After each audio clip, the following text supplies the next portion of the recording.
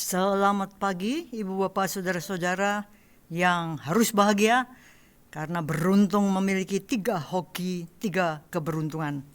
Yang pertama harus bahagia karena beruntung sudah terlahir di alam manusia.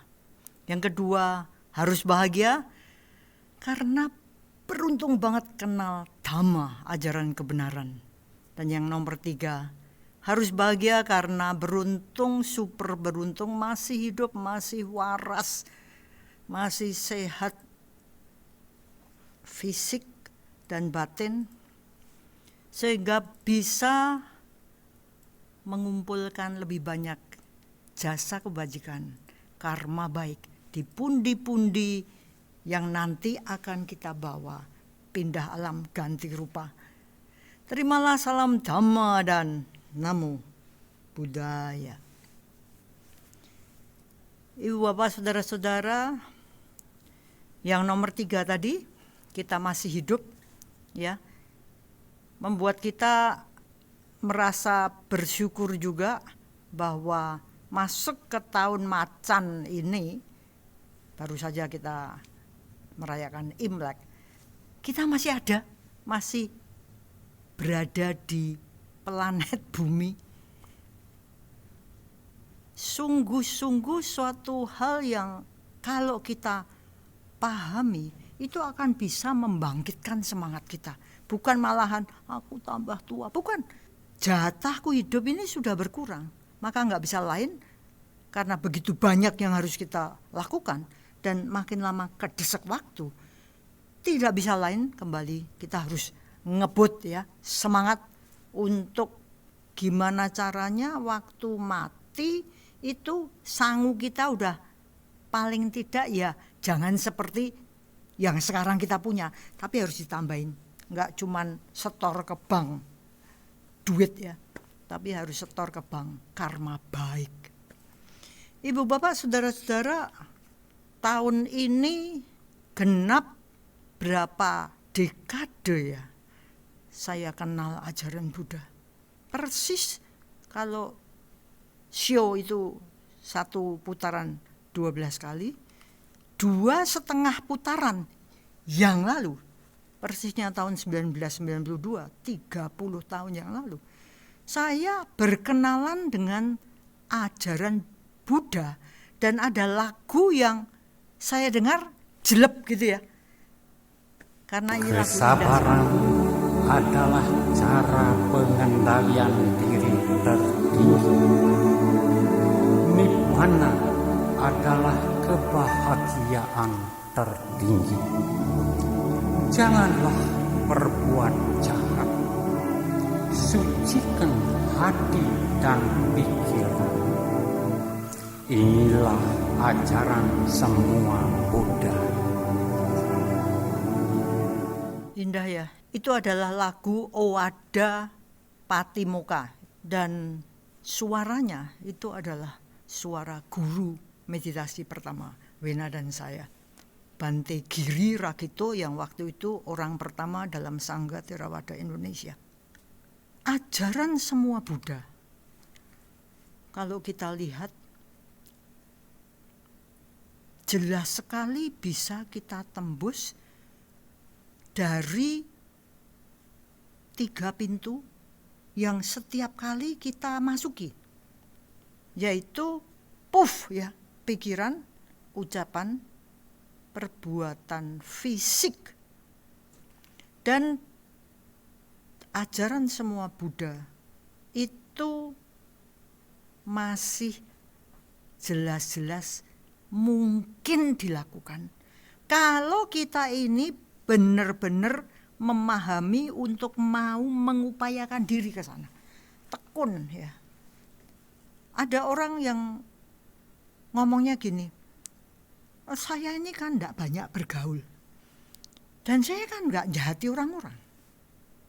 Jadi saya kan orang baik. Ibu bapak saudara-saudara, kelihatannya itu benar, ya. Kalau saya tidak jahati orang karena tidak punya banyak relasi, kelihatannya saya sudah selamat. Tapi kalau kita pikirkan lagi, aku nggak jahat, itu belum tentu saya tidak berkarma buruk ria secara pasif. Kembali karena pikiran saya mungkin banyak kejahatan, banyak karma buruk ya. Kalau jahat kelihatannya aku nggak jahat kok, cuman buruk, ya udah.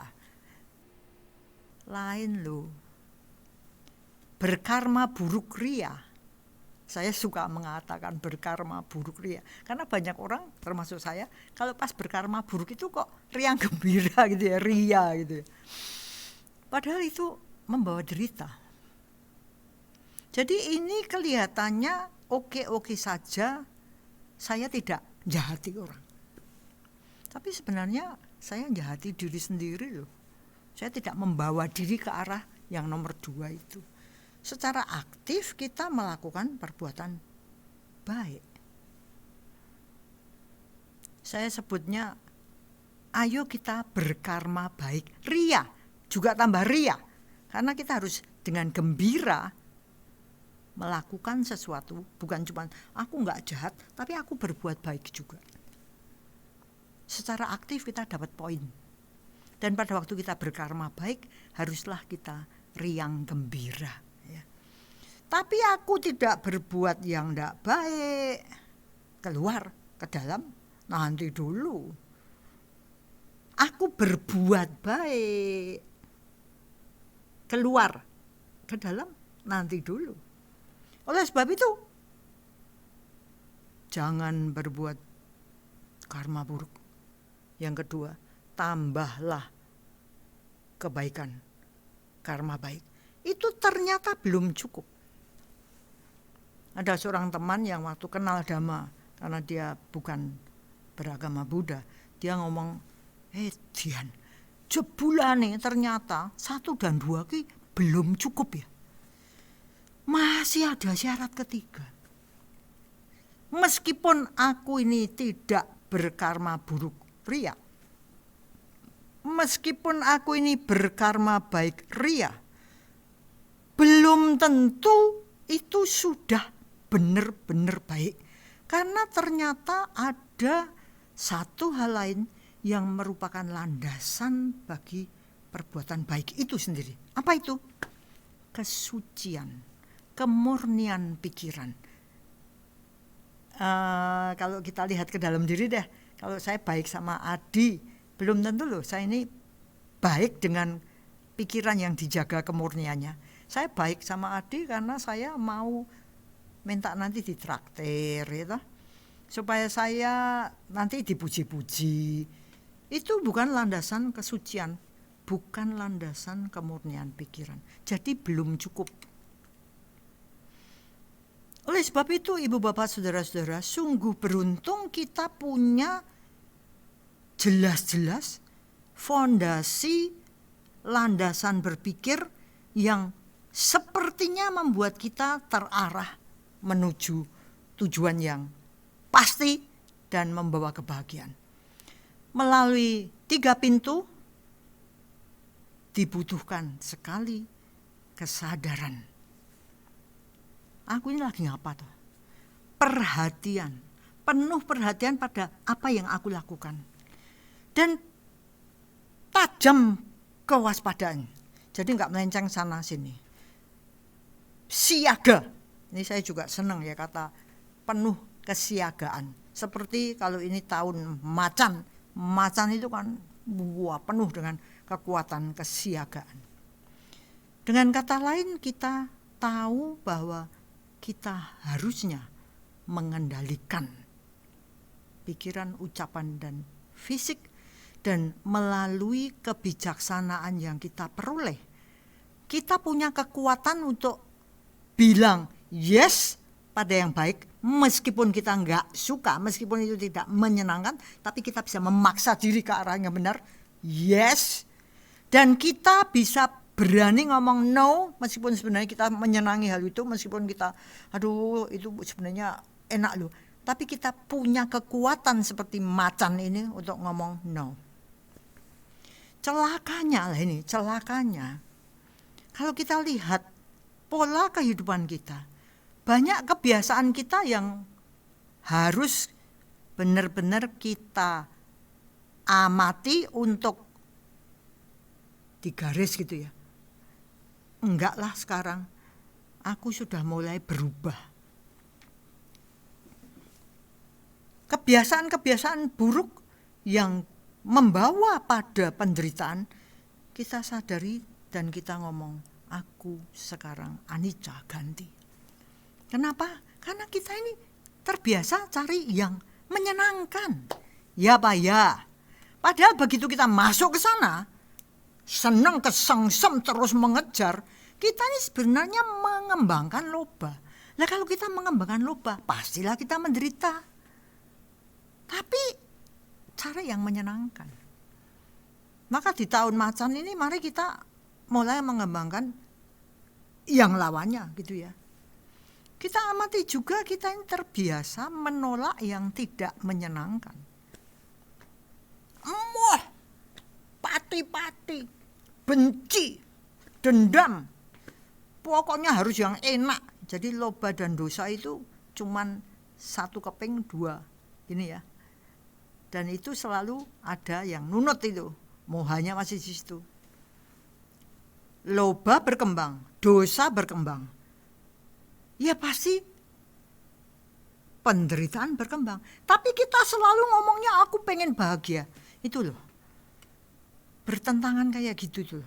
Makanya kenal psikologi belum tentu membawa kebahagiaan.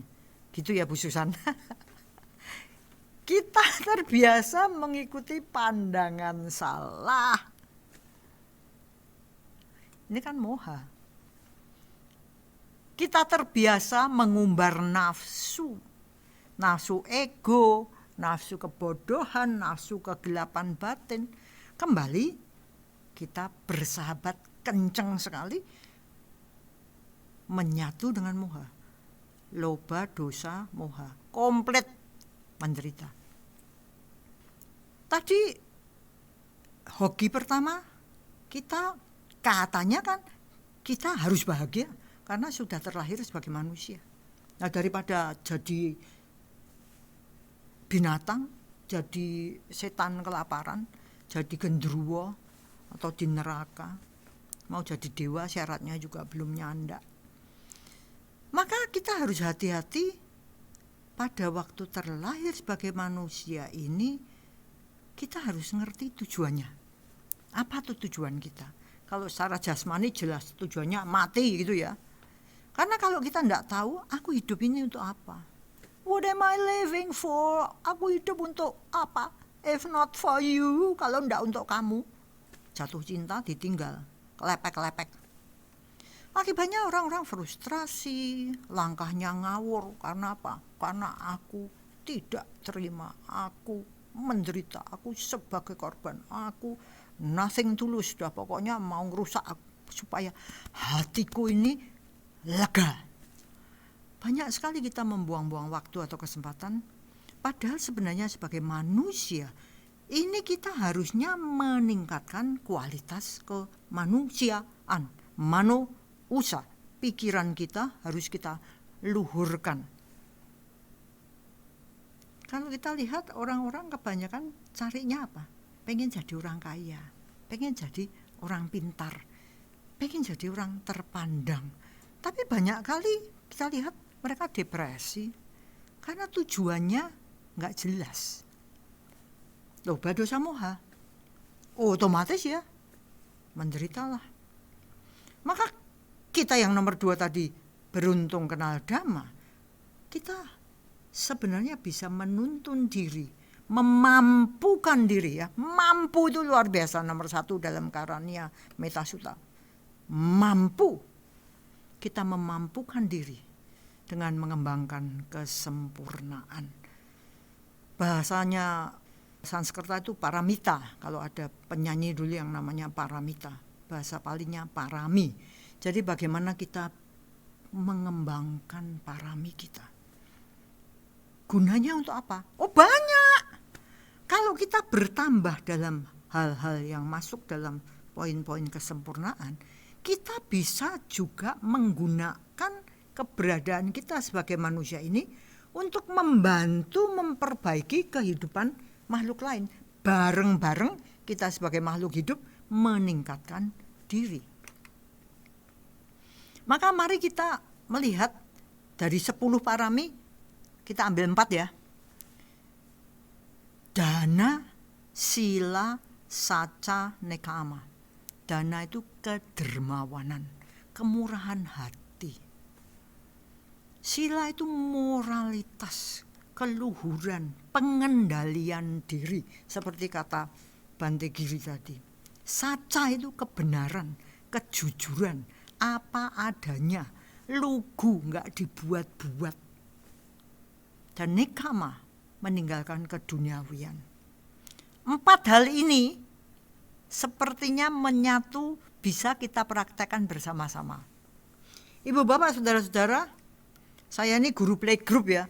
Jadi sering kali kalau ngajarin anak-anak, yuk anak-anak nyanyi. Nah, ibu bapak bisa kita nyanyi bersama.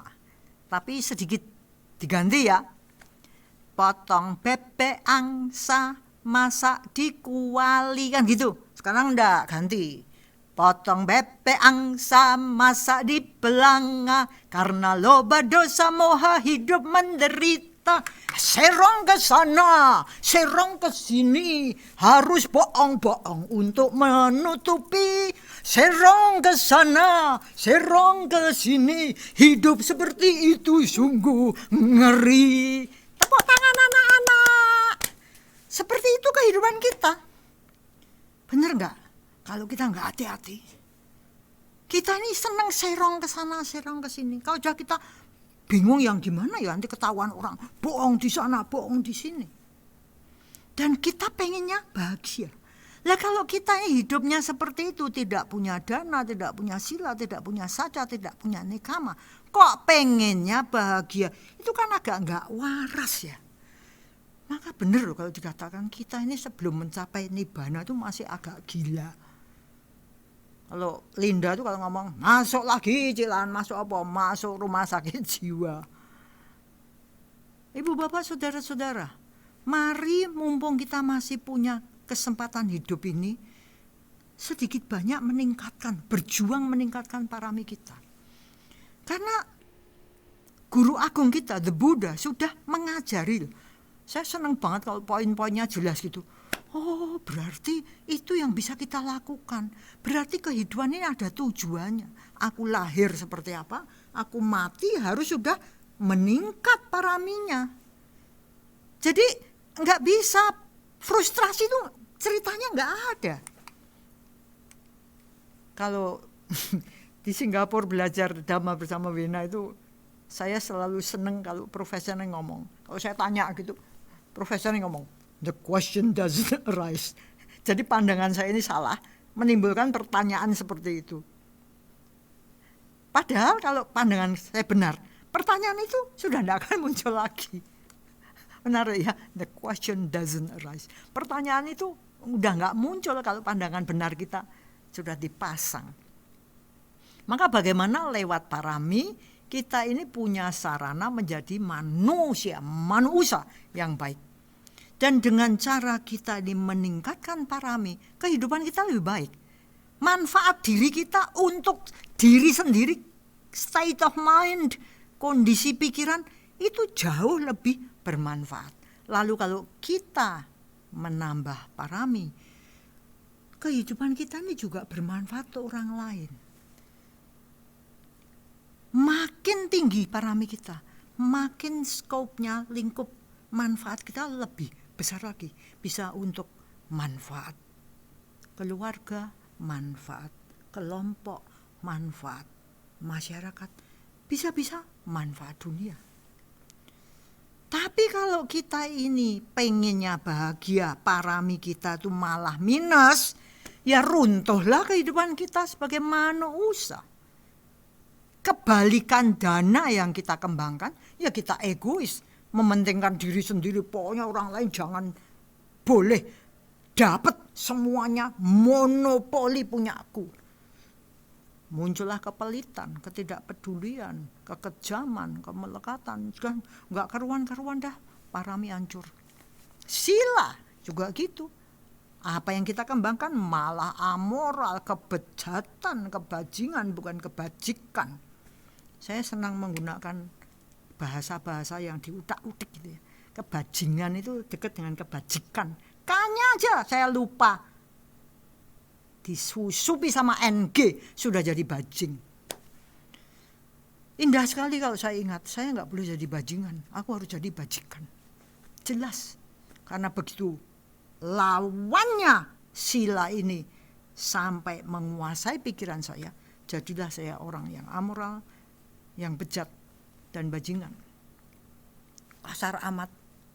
Ya memang kok nyatanya begitu, orang yang tidak bajik itu merosotnya ke situ. Serem. Bagaimana dengan saca? Saya emoh memperbaiki saca saya. Ya enggak apa-apa, runtuhlah kita. Ketidakbenaran menguasai pikiran, lalu kita mulai mikir bagaimana menipu, kita munafik, kita penuh kepalsuan. Serem ya. Tapi kita pengen bahagia loh. Itu loh agak gilanya kita. Bagaimana dengan yang nekhama? Kalau kita lupa, kita enggak konsentrasi ke sana, enggak rajin mengembangkan, menaikkan kualitas nekhama kita mengumbar nafsu duniawi, mendewakan hal-hal duniawi. Akibatnya apa? Ya runtuhlah kita sebagai makhluk manusia. Ibu bapak saudara-saudara, saya ajak kita semua mungkin 60 tahun lalu ya, lebih dari setengah abad yang lalu. Saya ini udah umur 70, kepala 7, yes. Kenapa? Udah mau mati, yes. Sehingga harus semangat, yes. Nggak banyak waktu. 60 tahun yang lalu, itu kehidupan kota masih belum seperti sekarang. Apalagi kehidupan desa. Kakek nenek kita di desa itu hidupnya kayak apa? Mereka itu hidup rukun dan damai karena merasa puas. Sekarang Anda frustrasi. Sekarang apa? Wah, harus milikilah ambisi, passion. Orang dulu nerimo ing pandum. Kita sekarang bilang, wah itu pandangan salah. Tapi itu menghasilkan pola pikiran yang puas. Mereka mau berbagi. Sekarang ini nggak ada loh istilah site eding, sedikit sama-sama sedikit nggak ada.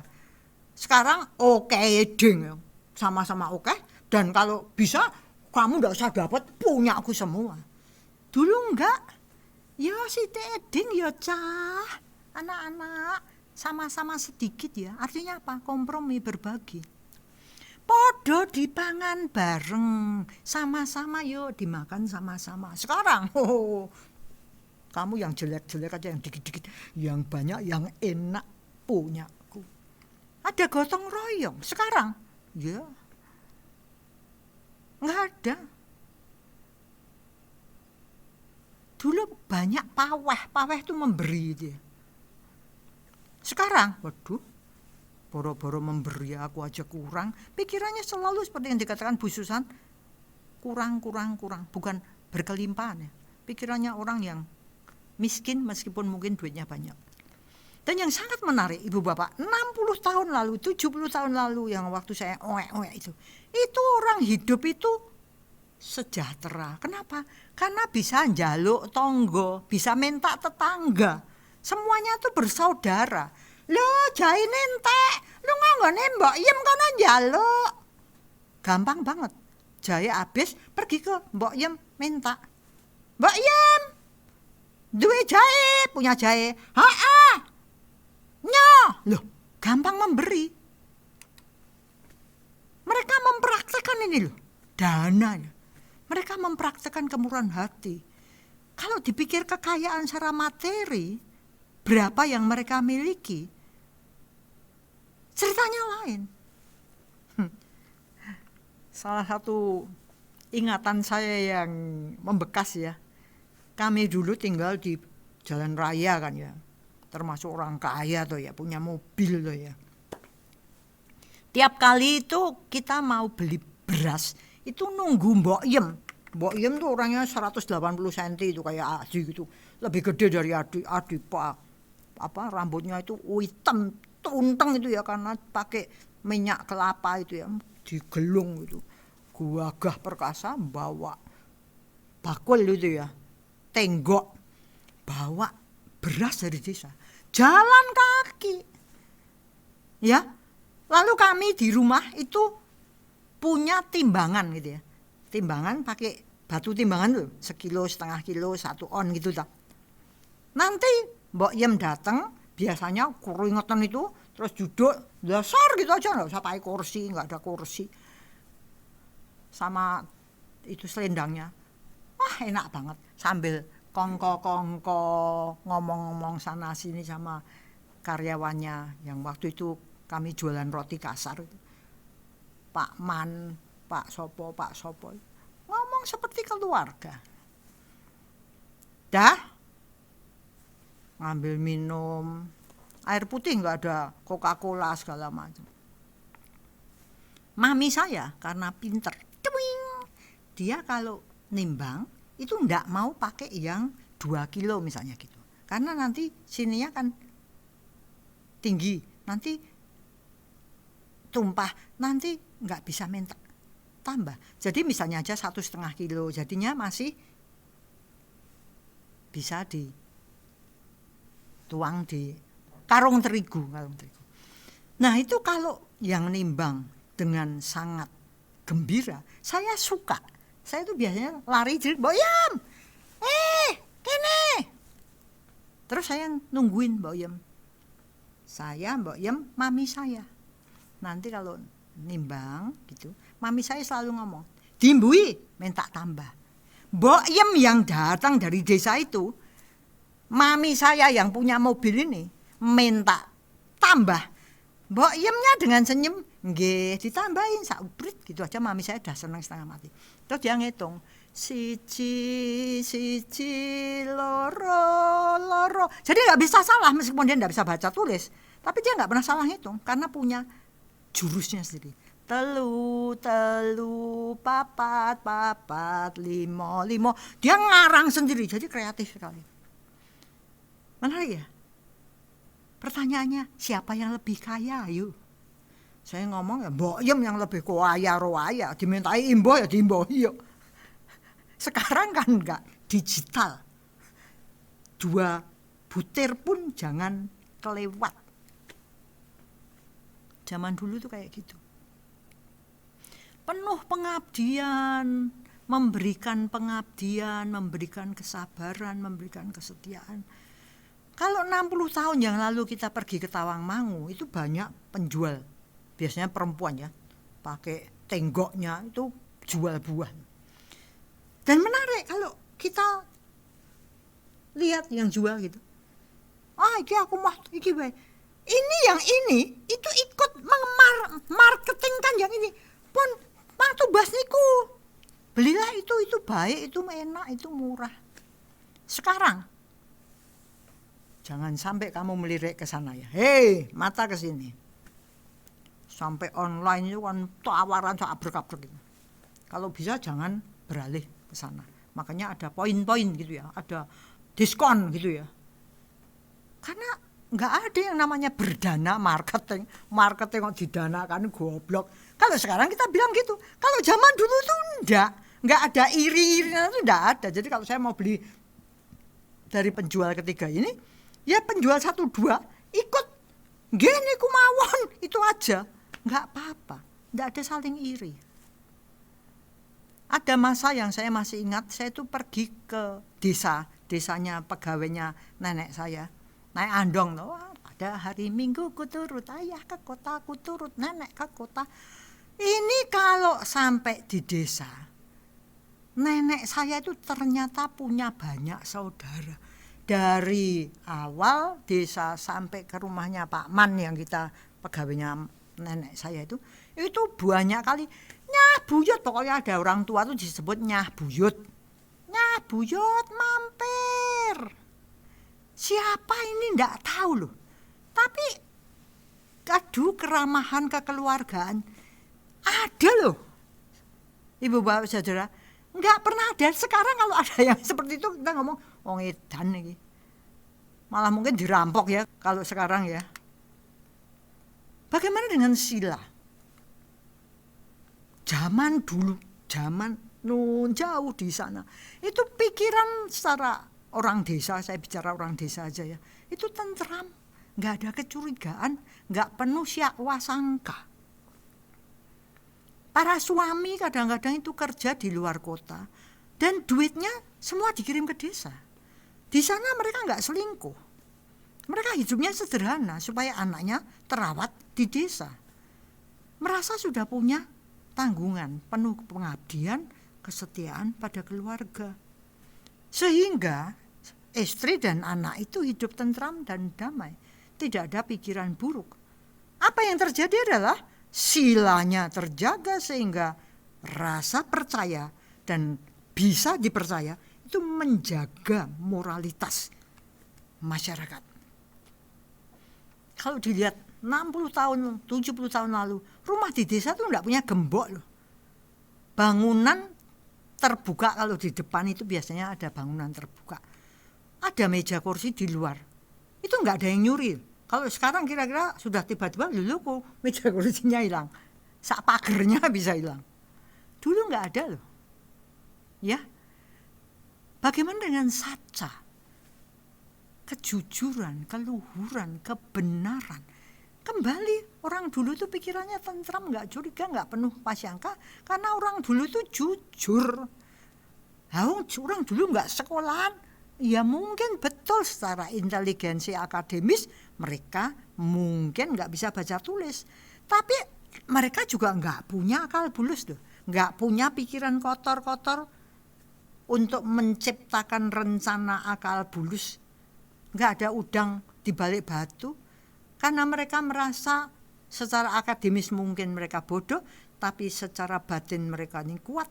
Kalau mereka bilang iya itu ya iya, kalau bilang enggak ya enggak. Kalau sekarang kan enggak. Wah, sekarang diputar balik karena munafiknya gimana, ada udang di balik batunya gimana. Menarik ya. Nekama. Orang dulu itu karena hidupnya sederhana, enggak foya-foya, enggak hura-hura, enggak mewah-mewah, enggak mengejar nafsu indera, sehingga loba dosa mohanya itu rendah. Saya memikirkan ajarannya yang kapan itu Bu Susan bilang tentang segitiga piramid Maslow, ya. Kan dikatakan kalau psikologi barat itu dianggap manusia ini butuh bawahnya sandang pangan papan, naik sedikit itu manusia tuh butuh rasa aman. Orang dulu 70 tahun lalu nggak cari rasa aman loh, karena memang sudah merasa aman. Mereka nggak cari dicintai, nggak cari dicintai, karena hati mereka itu penuh cinta. Dari mana? Dari kondisi berbagi, meta karunanya tinggi. Kalau sudah dicintai, terus cari nama besar. Mereka orang-orang desa 70 tahun lalu itu nggak cari nama besar. Kalau yang dicari itu nama yang waktu lahir itu bermakna. Maknanya gimana? Hari, Adi Kliwon, misalnya itu. Adi Paing. Jadi namanya itu sesuai dengan hari lahir. Senin, Rebo, Kemis, Pak Bejo, Pak Sabar, Pak Rejo. Mbok meneng, mbok pantes. Pakainya Parinem, Pak Iman, Pak Imin, Pak Ijo, Pak Ino. Ada yang Sriyoto, Soekarno. Itu maknanya ada. Dan tidak ada bullying. Jeneng Kliwon. Kowe Rebo. Ya apa Rebo? Tidak ada. Karena apa? Ya nama itu hanya untuk nama rupa. Mereka nggak cari ketenaran. Kenapa? Karena mereka tuh masing-masing orang tenar, sudah dikenal. Satu desa itu kenal kabeh. Jadi punya nama tenar. Sekarang tetangga aja saya nggak tahu namanya siapa. Mereka nggak cari gengsi, nggak cari penghargaan, gak cari aktualisasi diri, gak aneh-aneh, dan gak ada bullying. Itu 70 tahun yang lalu. Kalau dicari sekarang sudah tidak ada. Sudah ganti budaya, sudah ganti pola hidup, ganti pola pikir. Nah, dalam Dhammadesana Klaten ini satu hal yang saya senangi secara pribadi adalah kita bisa belajar tentang hal-hal lain. Hari ini kita belajar dari Bu Susan tentang kebudayaan lain. Ayo Bu. Terima kasih Bu Lani. Pengantar yang sangat menarik. Selamat pagi menjelang siang Bapak Ibu dan saudara-saudara sekalian pecinta Dhamma. Nah, hari ini sebelum saya memutarkan video tentang siklus kehidupan ya. Jadi ada video menarik tentang ajaran Hinduism saya kira. Nah, di dalam ajaran Hindu itu ada siklus kehidupan yang kalau nanti saya lihat dari teori di psikologi mungkin ada padanannya tetapi ada bedanya juga. Nah, itu nanti yang coba saya sharingkan bagaimana saya menginterpretasi siklus kehidupan dalam ajaran kebenaran dalam agama Hindu ya.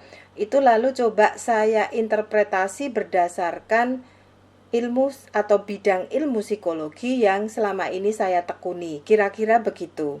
Nah, tetapi sebelum ke sana, hal yang menarik yang saya garis bawahi dari pengantar Bu Lani itu tentang lagu tadi ya Bu Lani, yang vokalnya itu adalah Bante Giri. Nah, ini menarik buat saya. Kenapa? Karena hal-hal inilah yang nampaknya sekarang itu hilang dalam pendampingan para orang tua terhadap anaknya. Nah, ini yang dikatakan oleh Sadguru. Jika sejak awal ajaran kebenaran ini selalu ditularkan oleh orang tua, selalu disosialisasikan gitu ya. Ini bahasa psikologinya tuh disosialisasikan ke anak, maka sebetulnya persoalan hidup manusia itu tidak akan rumit. Ini menurut Sadguru. Nah, yang saya garis bawahi itu adalah tadi, kesabaran itu adalah pengendalian diri yang tertinggi. Nah, ini menarik. Mengapa? Karena ambisi. Kalau tadi Bu Lani mengatakan kita itu sekarang ambisius ya. Gak ada orang itu yang mau nambahi. Timbangan aja digital gitu. Mengapa timbangan itu digital? Itu supaya tepat, bahkan lebih sekian miligram itu ada harganya. Mungkin harganya tuh 0,05 rupiah, tapi itu ada harganya. Sementara kalau kita lihat tadi, Mbok Nem penjual beras itu, bahkan mungkin dia tuh nambahinya itu, pinter loh, ini memang maminya Bu Lani. Nambahinya itu mungkin setiap 1,5 kilo bisa setengah on gitu. Coba bayangin, kalau beli 1 kental, setiap 1,5 kilonya 1 on itu bisa dijual tersendiri. Tapi Mbok Nem itu nggak begitu keberatan.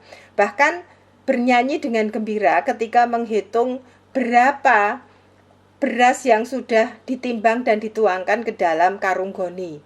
Kira-kira begitu.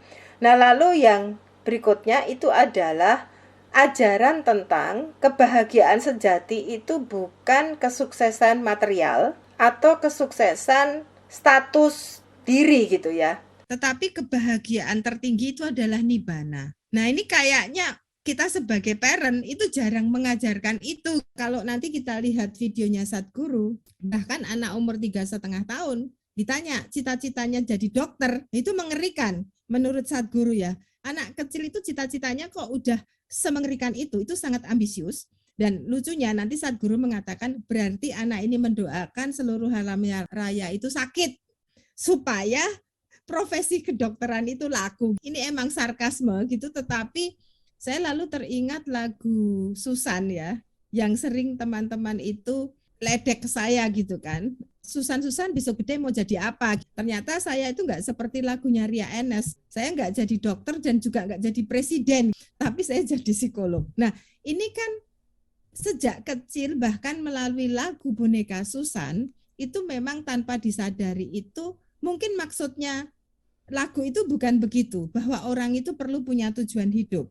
Tetapi kalau kita nggak menyadari, kita itu akan mengajarkan anak kita itu harus punya profesi tertentu. Dan profesi ini tuh nomor satu tuh bukan menolong orang lain.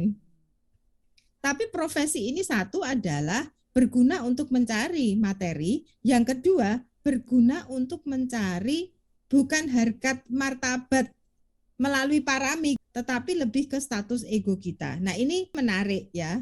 Lalu yang berikutnya adalah jangan berbuat jahat. Saya kira ini di semua ajaran agama itu sering kita dengar, bahkan tanpa agama pun ajaran moralitas itu selalu menyarankan kita itu jangan berbuat jahat. Nah yang paling sulit itu menurut saya itu adalah sucikan hati dan pikiran. Ini nampaknya hal yang nggak mudah untuk dilakukan. Nah nanti dalam videonya Sadguru kita akan melihat bahwa tujuan akhir dari siklus kehidupan manusia itu adalah sebetulnya menyucikan hati dan pikiran. Sehingga nanti itu akan mencapai nibbana. Dan kebahagiaan sejati itulah yang akan kita dapatkan. Nah, Bu Lani dan Bapak Ibu sekalian, sebelum saya lanjut ke bagaimana interpretasi saya dalam psikologi, Pak Adi mungkin bisa memutarkan videonya Sadguru supaya kita lebih paham apa yang dimaksud dengan mengajarkan nilai-nilai kebaikan melalui 4 siklus kehidupan manusia. The different stages of life, these were synchronized with the solar cycles which are for approximately 12.25 years. Every solar cycle, the cycle of your life should shift. If you just bring this awareness into your children, they will deal with it with much more wisdom.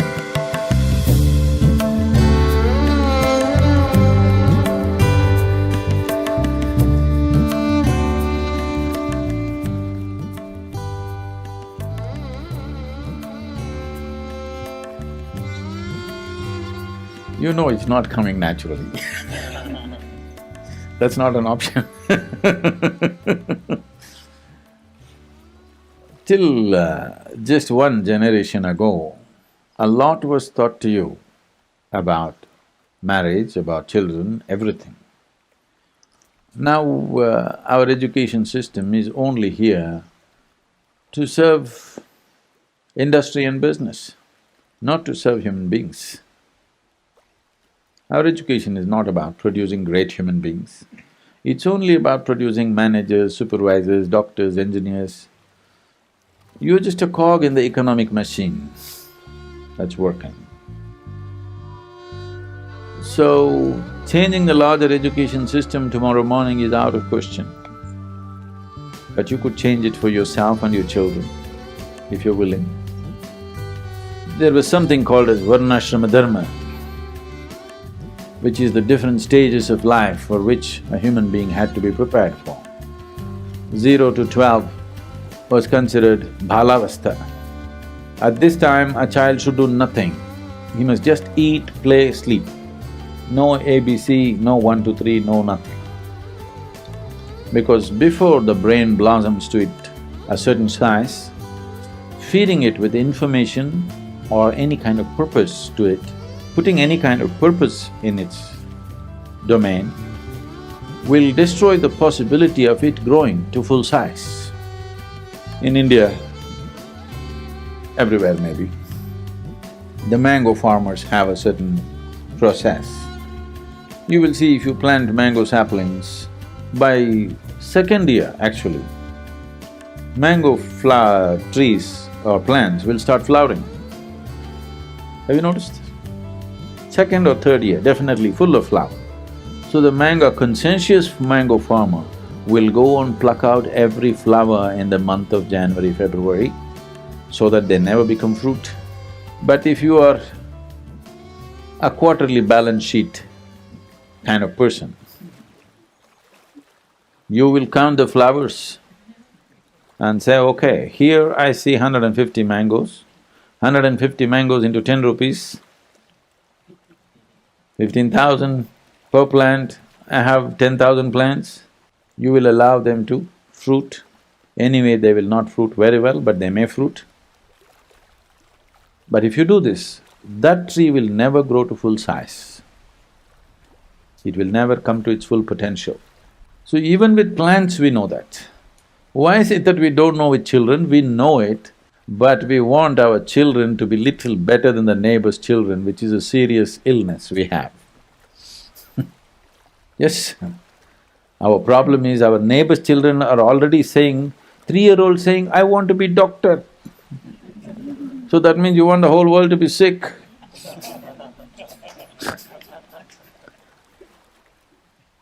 A 3-year-old child, if it says, I want to be doctor, everybody is, oh, my neighbor's child, he wants to be doctor. Hey, what do you want to become? I don't know. Yes, tougher. Hey, at least say something.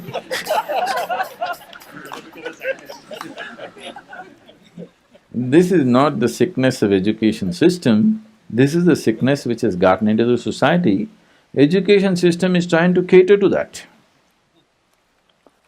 Once it happened, I'm doing a program in Chennai, and something comes up and we're asking people to share what happened that day. This man with a really grave face, sad, talking, my daughter, she's not doing her homework, I'm really worried about her future, what will happen to her, how do I… you know what, so many things he said. I thought maybe his college-going daughter, something, trouble, you know. So, okay. Then I just asked, how old is the girl? He said, 4.5. I said, you idiot.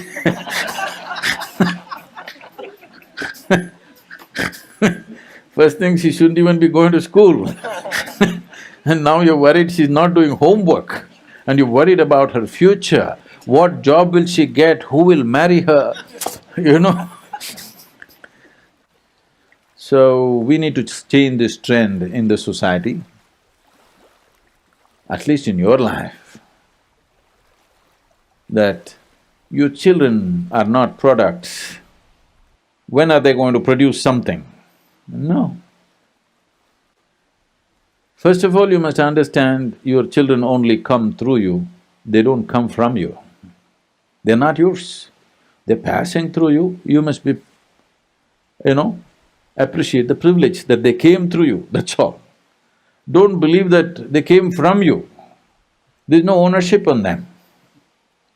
Your business is to protect them, nurture them, till they come to a certain place, till they know how to do that themselves. That's all. Your business is not to see how much you can squeeze out of them, whether they will continue your business tomorrow, whether they will do things that you are incapable of doing. No, that's not what it is about.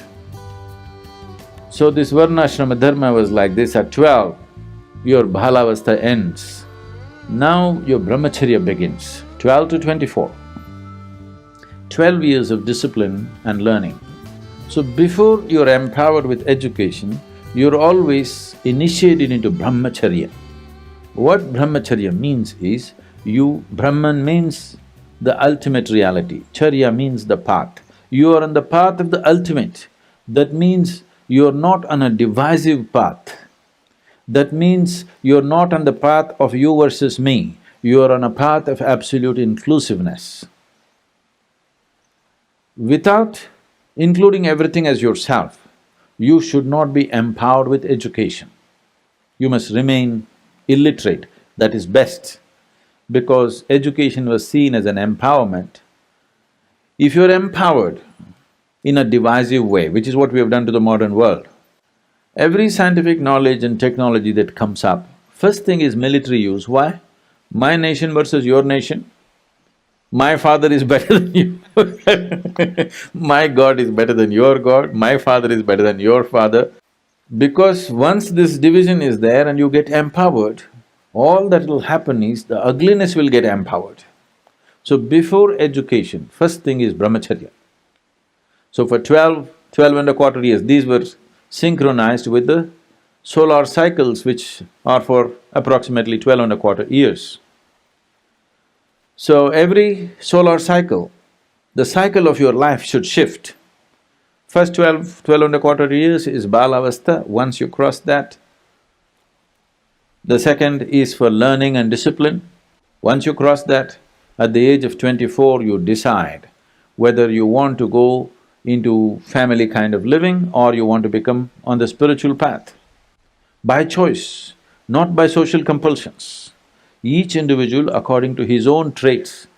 Now if you're made in such a way, the opposites are drawing you. Are you… in organized way you handle that. You get married and children, this, that will happen. For next 24 years, you're in Grihastha. Otherwise at 24 you choose to become a sannyasi, that is settled. There was a time when about 30% of Indian population chose to be sannyasis, 70% chose to be grihasthas, which was a good population control by itself.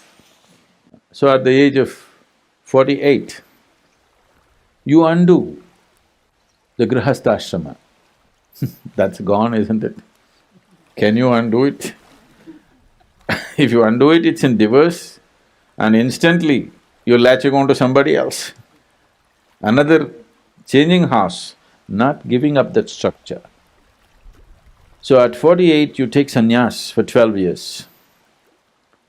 So undo the family structure, because if you got married at 24, by the time you're 48, your children are over 20 years of age, they may not say it in so many words, but they want you out.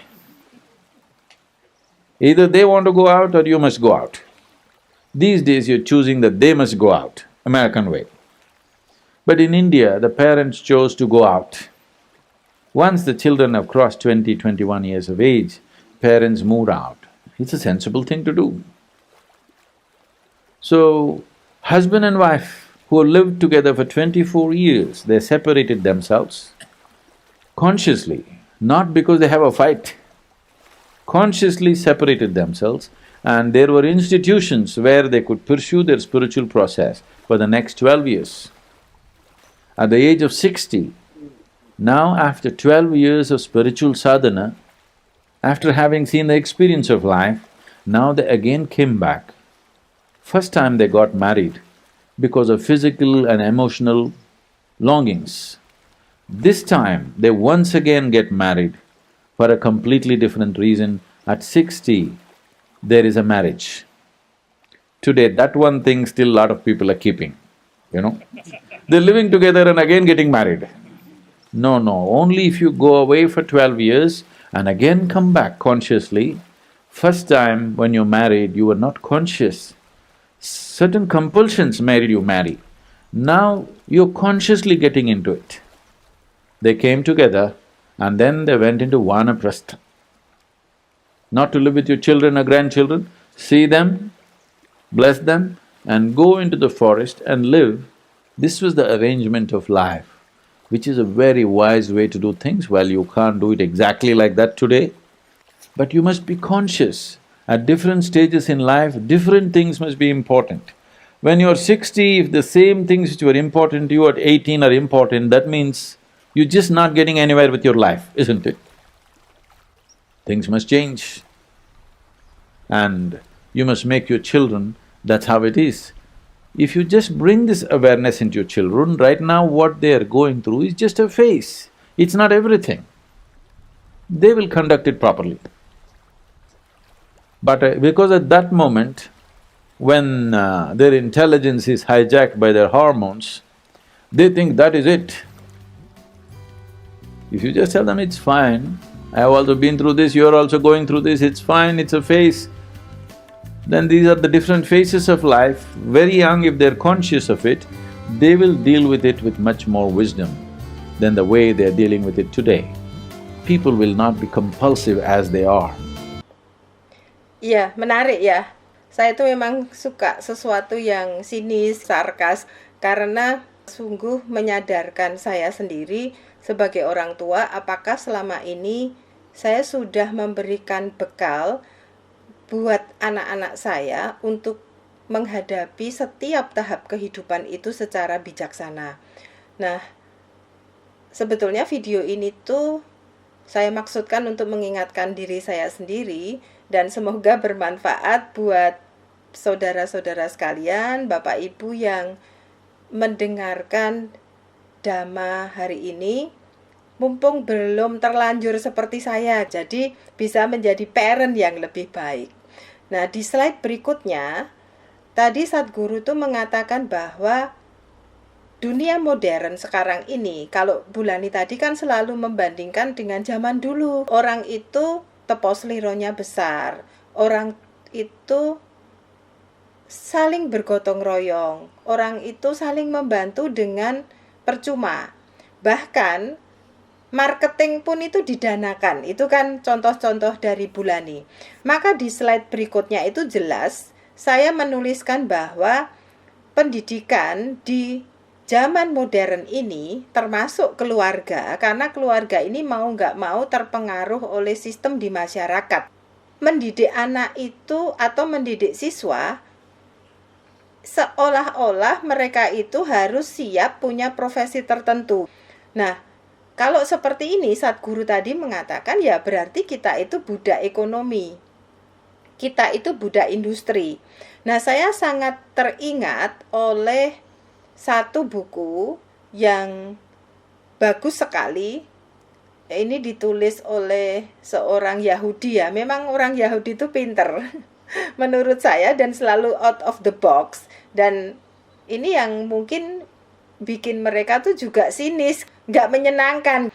Nah, buku ini tuh berkata tentang ketika sebuah keahlian, ketika sebuah kemampuan untuk menolong orang lain itu dijadikan profesi tertentu dan ada sekolahnya, kapitalisme mulai terjadi. Nah, sehingga misalnya nih, sekarang kan ada guru itu adalah profesi, maka ada asosiasi profesi guru. Farmasis, apoteker itu adalah profesi, sehingga ada asosiasi profesi apoteker. Dokter itu adalah profesi, psikolog itu adalah profesi. Nah, kalau itu dikatakan profesi, tindak lanjutnya adalah harus ada sekolahnya. Kalau sudah ada sekolahnya, maka ini dalam buku itu tuh dikatakan seorang healer tradisional itu pun ingin menjadi seorang profesional gitu. Artinya apa? Pengen punya profesi. Jadi mungkin nanti ada asosiasi profesi dukun internasional gitu kan. Nah, kalau sudah seperti itu, maka sekolah itu menjadi mahal. Itu satu. Yang kedua, sekarang orang itu tidak bisa saling menolong, karena sekarang yang namanya profesi itu ada tarifnya. Bahkan asosiasi para profesi itu bikin peraturan tarif seluruh profesi yang sama di Indonesia misalnya, itu tarifnya harus sama. Jadi kalau psikolog di Jogja misalnya 1 kali konseling 1 jam 300.000, ya paling enggak Jogja itu 300.000 semua, nggak boleh ada yang lebih murah.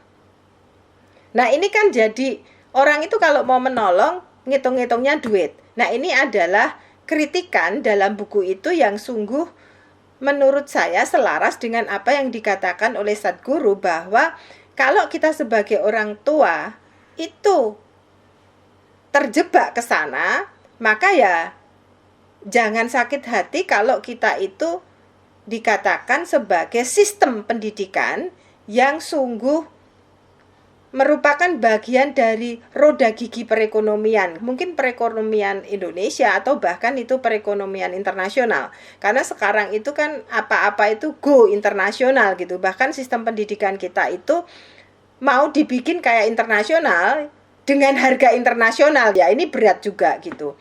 Nah, lalu Sadguru tadi mengatakan, kalau kita itu fokusnya adalah pada perekonomian dan industri, maka sebetulnya pendidikan baik di sekolah formal maupun di keluarga itu fokusnya bukan menghasilkan manusia yang hebat secara spiritual. Tidak menghasilkan manusia yang nantinya itu akan mencapai nibbana. Tidak akan menghasilkan manusia yang sungguh-sungguh tadi dikatakan oleh Bulani punya tujuan hidup mulia. Nah, lalu Sadhguru mengatakan justru pendidikan itu sekarang ini military use. Jadi digunakan untuk saling konflik. Semakin pinter, itu semakin kita bisa bikin kategorisasi. Tuhanmu bukan Tuhanku. Elok yo. Tuhan kok bisa Tuhanmu bukan Tuhanku. Jadi kamu nggak boleh menyebut Tuhanku kalau kamu nggak masuk agamaku. Ini kan tadi salah satu contohnya. Ayahmu nggak sehebat ayahku. Anakmu nggak sehebat anakku. Nah, Sadhguru itu mengatakan, tadi kan dikatakan gini, ada 4 tahap perkembangan manusia. Di tahap awal itu kalau menurut Sadhguru ya, dalam ajaran itu 0 sampai 12 tahun itu diajari dulu, disiapkan sebagai tanah yang subur untuk bisa mengembangkan benih-benih kebajikan. Sadhguru tadi itu mengatakan, kalau itu tidak dilakukan, lalu umur 12 sampai 24 tahun itu diberi pengajaran yang intinya meningkatkan kecerdasan intelektualnya, itu menurut Sadhguru kita salah besar. Jadi kalau anak itu belum disiapkan tanahnya untuk menyuburkan kebijaksanaan, jangan diberi ilmu pengetahuan. Karena menurut Sadhguru justru eksploitasi terhadap manusia lain akan terjadi. Justru konflik antar kelompok itu akan terjadi. Justru semakin kita itu menjadi budak ekonomi. Nah, ini kan yang menurut Sadhguru tadi penting untuk kita sadari. Nah, di slide berikutnya kalau kita lihat, kalau tadi dikatakan bahwa siklus kehidupan kalau menurut Hindu itu kurang lebih setiap 12 tahun sekali. Kalau kita lihat ke Wikipedia, itu siklus matahari supaya nggak meledak ya. Matahari itu harus mendinginkan dirinya sendiri dulu, memperkecil energinya, nanti besar lagi, itu setiap 11 tahun. Kalau menurut Wikipedia. Sementara kalau menurut ajaran Hindu, 12/4 tahun. Menarik ya? Ilmu pengetahuan dan ajaran Hindu zaman dulu itu kok bisa match, padahal kayaknya tuh nggak ada orang sekolah. Kebijaksanaan dari mana itu didapat gitu kan. Nah, ini sama dengan manusia. Manusia itu harus selalu mengolah dirinya supaya nggak meledak seperti matahari. Itu kalau matahari nggak punya siklus 11 tahunan, bumi kita terbakar. Karena energinya terlalu besar. Matahari itu akan mengecilkan energinya kecil, terus nanti dia akan membesar lagi dan itu terjadi setiap 11 tahun. Nah, berdasarkan siklus itu alam semesta, dalam ajaran agama Hindu itu ada yang disebut Varnasrama Dharma. Jadi ada 4 tahap. Tadi Sadhguru itu mengatakan yang Balavasta itu umur 1 sampai 12 tahun. Ya kalau di zaman kita nggak cocok ya, mosok umur 1 sampai 12 tahun cuman bermain. Nah, sebetulnya Sadhguru itu mau mengatakan, jangan berikan ambisi yang terlalu besar pada anak usia 1 sampai 12 tahun. Biarkan mereka itu berkembang secara alamiah, biarkan matang, biarkan justru nilai-nilai moralitas itu yang dikembangkan. Sebetulnya Sadhguru itu mau ngomong gitu. Jangan umur 4,5 tahun itu dikeluhkan, nggak bisa ngatur diri, manajemen waktunya buruk, itu tadi loh. Yang Sadhguru mengatakan dikira itu anak kuliahan. Ternyata masih umur 4,5 tahun. Yang menurut Sadhguru itu belum saatnya dipaksa untuk sekolah. Sampai Sadhguru tadi mengatakan, kalau kita menanam mangga, itu jangan serakah. Jangan ngitung bunganya itu jumlahnya berapa, terus kita ingin bunganya itu berbuah seluruhnya. Justru bunga-bunga itu perlu kita potongi, kita kurangi, supaya buah yang nanti berkembang dari bunga itu nggak banyak, tetapi berkualitas. Nah, Sadhguru tuh mau mengatakan, jangan dijejali dengan aneka informasi dan pengetahuan yang itu tidak menambah kebijaksanaan. Artinya apa? diam, nanti kalau jadi profesor lah, kalau kita pengen anak kita tuh jadi orang pinter, kalau tidak bermoral itu seperti buah mangga yang kelihatannya banyak tapi kecil-kecil dan nggak berkualitas. Nah, dia tuh sangat menyesalkan. Kita sebagai petani aja ngerti bagaimana memperlakukan mangga supaya punya kualitas. Kok kita itu tidak bisa memperlakukan anak kita seperti pohon mangga? Ini kan mengerikan. Nah, ini yang menarik, ketika usia 12 sampai 24 tahun, itu harusnya belajar bukan hanya ilmu pengetahuan, tapi brahmacarya. Ini yang menurut saya menarik. Karena Bulani tadi mengatakan, parami itu harus dilakukan, diolah terus-menerus. Nah, artinya apa? Ketika anak-anak kita di usia sekolah, kita itu harus mengajarkan cara, mengajarkan jalan untuk bisa mengantarkan dia melihat realitas objektif, bukan delusion, bukan moha. Bukan tadi kalau Bulani mengatakan memperbesar egonya, bukan menipu diri. Iya tapi enggak tapi ya, itu kan moha. Nah, justru anak di usia 12 sampai 24 tahun bukan hanya pengetahuan, bukan hanya informasi, tetapi anak ini perlu diajar untuk mencapai kebijaksanaan sejati. Nah, ini yang menurut saya sebagai orang tua mungkin dulu nggak melakukan itu juga ya. Karena saya berpikir akademik itu paling penting. Dan mungkin nggak banyak sekolah yang berpikir mulai dari playgroup sampai dengan mungkin mahasiswa lulus, itu moralitas itu perlu disentuh setiap saat. Mungkin nggak banyak sekolah yang punya program di dalam kurikulumnya itu seperti itu. Pernah saya ke Putra Bangsa dan selalu saya melihat banyak poster di dinding. Orang-orang yang bijaksana itu dipasang. Jadi bukan orang-orang berhasil dalam segi prestasi atau segi material yang dipasang di Putra Bangsa. Lalu banyak quotes ya tentang kebijaksanaan. Lalu juga guru-guru itu sungguh mendampingi dari segi spiritualitas. Ini menurut saya perlu saya apresiasi karena jarang sekali sekolah yang seperti itu. Bahkan mungkin yang dipasang itu tokoh-tokoh yang sukses secara material supaya anak-anak didiknya itu sukses berbisnis, sukses menjadi profesi tertentu. Nah, ini yang menurut saya perlu kita menggerakkan supaya keluarga dan sekolah-sekolah itu menyadari hal ini. Nah, yang menarik itu dari Sadhguru itu dikatakan usia 24 sampai 48 tahun itu adalah usia orang itu memilih dengan bijaksana. Mau menjadi sanyasi, ini orang yang justru hidup selibat, mengolah diri secara spiritual, atau saya memutuskan untuk menikah. Apapun pilihannya menurut Sadhguru seharusnya dilakukan dengan bijaksana. Nah, menurut Sadhguru, kalau pada usia 24 tahun orang itu sudah memilih untuk menjadi sanyasi, maka tahap berikutnya itu selesai. Artinya ya dia akan seumur hidup menjadi sanyasi dan menuju ke sesuatu yang lebih tinggi. Tapi kalau pada usia 24 tahun kita itu memilih menikah, ada tahap berikutnya yang bisa kita lalui. Ini menarik buat Sadhguru, nggak perlu cerai. Kalau mau mengolah hidup spiritual nggak perlu cerai. Nanti kalau cerai malah kamu cari orang lagi. Ini menarik. Nah, Sadhguru mengatakan pada usia 48 tahun, nah saya udah lebih nih Bu. Ini adalah saat kalau anak-anak itu sudah mandiri, ya, sudah lulus sekolah, ini saatnya kedua orang, satu pasang ini berarti kedua orang, suami istri itu perlu memisahkan diri dalam tanda petik, masing-masing mengolah spiritualitasnya.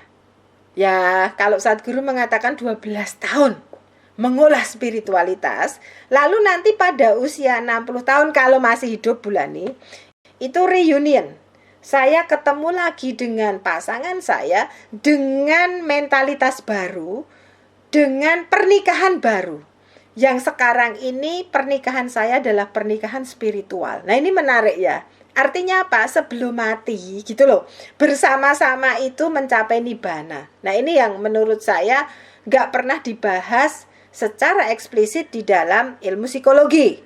Nah tetapi di ilmu psikologi kalau kita lihat di slide berikutnya, sebetulnya beberapa ahli itu sudah mulai mengarah ke sana meskipun tidak secara jelas seperti apa yang disampaikan Sadhguru. Misal nih, Erikson itu mengatakan pada usia 13 sampai 21 tahun itu kalau kita lihat, seorang anak itu akan mengalami tahap perkembangan dan kalau krisis ini terlampaui, seseorang itu punya identitas diri yang jelas. Jadi nggak bingungan. Tapi kalau krisis ini tidak terlampaui, orang ini akan jadi galauers gitu Bu. Bingungan. Sukanya di like, media sosial ngomong apa dia galau, temannya ngomong apa dia galau, dan seterusnya. Dan biasanya remaja yang seperti ini tuh mudah frustasi, mudah melakukan tindakan menyakiti diri sendiri, mudah terjebak pada narkoba atau segala sesuatu yang bikin addiction. Nah, ini kan sebetulnya meskipun nggak diomongin seperti Sadhguru, tetapi saya kira Erikson tuh mau mengatakan, hei orang tua hati-hati loh. Kalau nggak mendampingi anakmu betul-betul pada usia 13 sampai 21 tahun, ini adalah landasan untuk berikutnya, maka kacaulah hidup dia selamanya. Karena menurut Erikson, kalau udah bingung di usia 13 sampai 21, itu nanti mau membina relasi dengan orang lain pun kacau. Mau welas asih di tahap usia 40 sampai 65 tahun kacau. Mau mencapai integritas di usia 65 tahun kacau. Maka mengapa banyak orang usia 65 tahun itu ditolak anak cucu karena jelei. Malah lebih egois, malah lebih seperti anak kecil. Terus kalau mau dititipin kakek neneknya itu orang bilang sibuk, rumah saya penuh. Akhirnya iuran, masukkanlah ke panti jompo. Kira-kira gitulah. Nah jadi saya itu sudah ngomong ke anak saya, kalau saya besok lansia belum bisa mencapai kebijaksanaan, saya yakin saya jelei. Saya bilang gitu. Nah saya bilang ke anak saya udah nabung. Nanti kalau saya tua, ambillah dari tabungan saya, kirimkan saya ke panti jompo saja, supaya tidak merusak hidup kalian gitu. Itu saya udah bilang gitu. Jadi no worries, jangan khawatirkan ibu dan bapakmu. Karena kalau ibu dan bapakmu tuh nanti jelai, kirim saja, dan kami udah nabung, pakai uang kami sendiri. Jadi kamu nggak repot-repot iuran memasukkan kami ke panti jompo. Nah itu yang saya katakan ke anak-anak. Karena saya sadar, saya belum tentu bisa mencapai wisdom pada usia 65 tahun. Dan saya harus menyiapkan anak saya, supaya tahu kalau ibunya nggak mencapai wisdom, mohon didoakan, supaya matinya happy, kan kira-kira gitu. Pada usia 21 sampai 39 tahun, itu sama sebetulnya. Milih Mau nikah atau enggak. Ini kan mirip ya sebetulnya. Intimacy or isolation. Cuman kalau intimasinya di sini itu memang membina relasi pernikahan, tapi kalau isolationnya Erikson itu beda dengan sanyasi. Kalau yang di sini itu hidup menyendiri tapi penuh kesepian. Nah ini bedanya. Kalau yang tadi ajaran Hindu itu ya saya memang memilih untuk menjadi seorang yang spiritual. Kalau di sini kalau kamu gagal membina relasi yang intim, kamu akan kesepian. Nah ini bedanya. Nah yang menarik pada usia 40 sampai 65 tahun seharusnya kita itu udah mau mencapai kebijaksanaan. Yaitu penuh kepedulian, welas asih, mau berbagi seperti yang dikatakan Bulani. Nah, sehingga sebetulnya ini adalah jalan yang mirip meskipun tidak secara eksplisit dikatakan bagaimana caranya. Nah, dalam Dhamma itu jelas diajarkan bagaimana caranya loh menuju sampai usia 65 tahun ke atas. Itu ada paraminya. Ini kan menarik. Jadi dalam ajaran Barat ada jalannya, tapi how-nya itu gitu, itu belum cukup jelas. Nah, Bulani hari ini mengantarkan kita how-nya, bagaimana itu menuju ke wisdom. Sehingga diharapkan mulai 40 tahun, ini usianya Pak Adi ya Pak, saya mengingatkan Pak Adi, itu tidak melakukan hal-hal seperti dalam lagu Potong Bebek Angsa. Kesana kesini nggak jelas gitu toh. Ini sama, saya juga mengingatkan saya ada di usia rentang yang sama dengan Pak Adi. Kalau bulan itu sudah sampai di bawah itu. Kalau kita lihat di teorinya Rogers itu mengatakan bagaimana membuat anak-anak kita itu bisa menuju ke wisdom. Ini sama seperti yang dikatakan Sadhguru, jangan mempertebal ego atau atanya.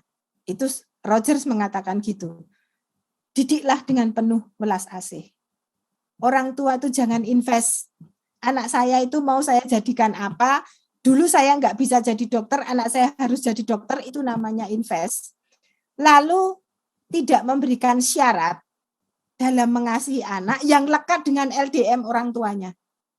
I love you if kamu jadi dokter nantinya. I love you if kamu jadi orang kaya. Ini LDM-nya parent.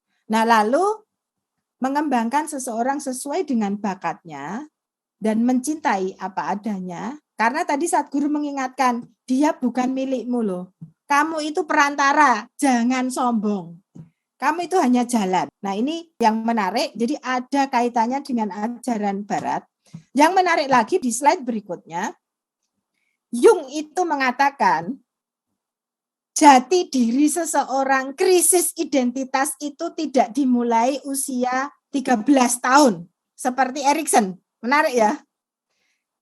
Jung mengatakan krisis identitas itu dimulai usia 40 tahun. Nah, seusia Pak Adi. Jadi ini hari ini emang topiknya Pak Adi. Saat itulah manusia itu akan mencari kebenaran sejati. Artinya apa? Perlu melakukan refleksi usia 40 tahun ke atas, perlu menarik diri dari hiruk pikuk dunia, perlu melakukan meditasi, sehingga kalau Jung itu mengatakan at the end, usia 65 tahun ke atas itu akan mencapai individuasi, non-ata, bulat, kepleng, maka itu gambarnya mandala. Mandala itu an-ata. Jadi self itu tidak ada karena semua sudah terintegrasi dengan segala kesadaran kita akan bagian-bagian dari diri yang sifatnya kognitif, perasaan, dan perilaku. Nah, ini menarik ya. Jadi mandala itu artinya itu. Nah, yang terakhir Bapak Ibu sekalian, saya hanya mau mengatakan mari bersama-sama sebagai parent menuju ke sana, sebagai guru menuju ke sana, dan mari bersama-sama menyiapkan putra-putri kita untuk menjadi orang hebat. Mengapa? Karena Dalai Lama mengatakan, planet ini tidak membutuhkan orang sukses secara material, melainkan lebih membutuhkan pecinta damai, penyembuh, dan pengasih semua makhluk hidup. Semoga kita semua berbahagia, semoga semua makhluk berbahagia. Ya, seperti biasa, setiap hari Minggu kita mendapat siraman ilmu, kebijaksanaan, pengetahuan, dan segala yang bermanfaat untuk bertumbuh menjadi manu yang usa. Terima kasih Bu Susan. Mari kita isi tahun harimau dengan segala kebaikan yang mungkin dilakukan. Semoga semua makhluk bahagia dan semoga yang terbaik datang pada kita semua. Sadhu, sadhu, sadhu.